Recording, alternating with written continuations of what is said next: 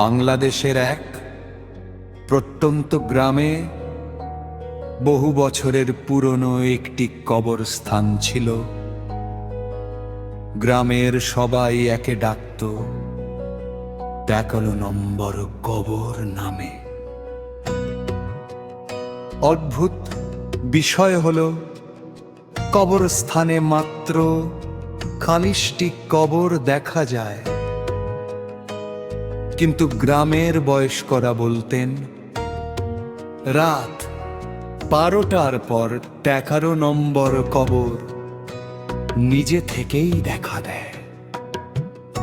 কেউ যদি সেই কবরের সামনে দাঁড়ায়, তাহলে ভোর হওয়ার আগে সে আর আগের মানুষ থাকে না। এই রহস্যের কথা শুনে ইউটিউবার রায়হান, মেহেদি আর সাব্বির সিদ্ধান্ত নিল সত্যটা ক্যামেরা বন্দি করবে।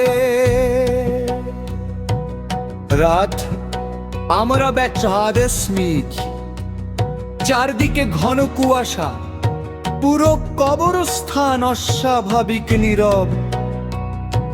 রায়হান ক্যামেরার দিকে তাকিয়ে বলল, আজ আমরা দেখব সত্যি কি 11 নম্বর কবর আছে নাকি সবই গুজব।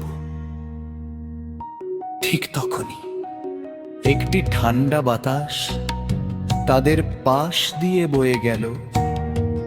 মেহেদি টর্চের আলো ফেলতেই দেখল একটি কবরের ওপর টাটকা লাল গোলাপ রাখা, কিন্তু কয়েক মিনিট আগেও সেখানে কিছুই ছিল না।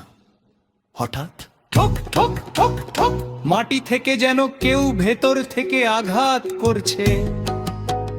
তিনজনই ভয়ে জমে গেল।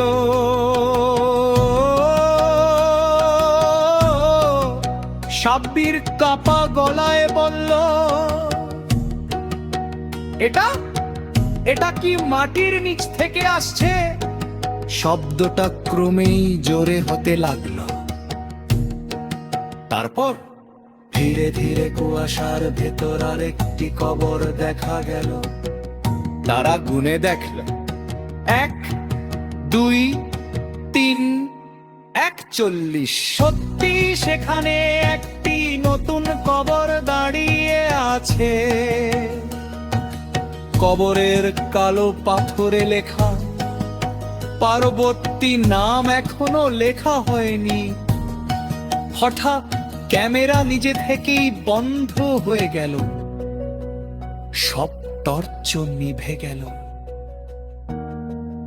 অন্ধকারের মধ্যে একটি ভারী কণ্ঠ ভেসে এলো, তোমাদের একজন এখানেই থেকে যাবে। তারপর একটি ভয়ঙ্কর চিৎকার। পরদিন সকালে গ্রামের মানুষ কবরস্থানের বাইরে শুধু একটি ভাঙা ক্যামেরা খুঁজে পেল, কিন্তু রায়হান,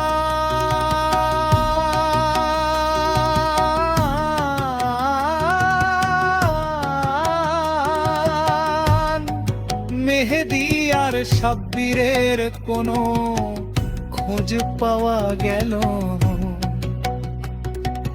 ক্যামেরার শেষ ভিডিওতে মাত্র